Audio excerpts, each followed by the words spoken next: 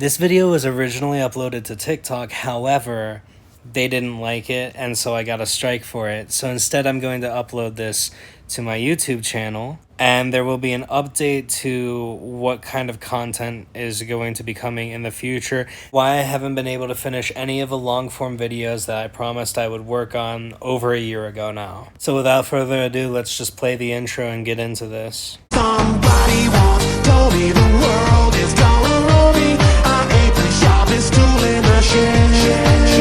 She was looking kind of dumb with her finger and a thumb in the shape of an L on her forehead. This will be the last Luigi Mangione update that I'm going to cover on this TikTok, but I think it's an important one to take a look at. We now know the person who reported Luigi Mangione to the Altoona, Pennsylvania Police Department.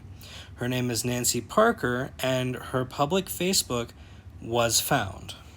Now, while that account is currently deactivated, I could find some screenshots of some posts made to it by her grandson, who basically said, "Hey, I'm tired of people dunking on my grandmother for rightfully reporting the killer of a United Healthcare CEO to the police." Her grandson alleges that people are calling up the McDonald's complaining about Nancy and sending threats of violence to her while vandalizing cars and stuff at her workplace. However, this has been unsubstantiated by anything I could find, and while I'm sure there are people who are upset, I have not seen a single person threaten violence towards this woman. What I have seen is other people online, news sources, and her grandson posting to her account, suggesting there's evidence to believe that she was bragging to the public that she was the one who called the police on Luigi Mangione. Which, if that's the case, then we really can't feel any sympathy for her copping consequences for her actions. If you want to brag about taking down somebody who there's a lot of public support for, expect backlash.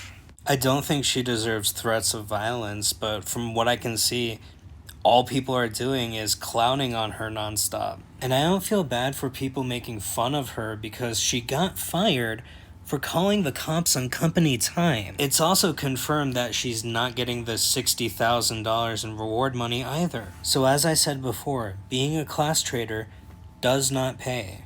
So this was a video that I had to remove from TikTok because they deemed it to be against their community guidelines. I'm not exactly sure why. I think it's not that big a deal, but I guess TikTok feels offended by my existence. So I'm gonna take the hint and just no longer post to that site. It's exhausting to fight the poorly made automation bot, and their terms of service and community guidelines are quite frankly stupid. The reason why I haven't been working on long-form content for this YouTube channel, which is what I've been working towards for months now, is mostly because my laptop's battery has swollen to the width of a grape, and I have not had the time, money, nor energy to go get it fixed. I'm currently scripting the first video essay in a 3-part series I'm going to do on Shadiversity.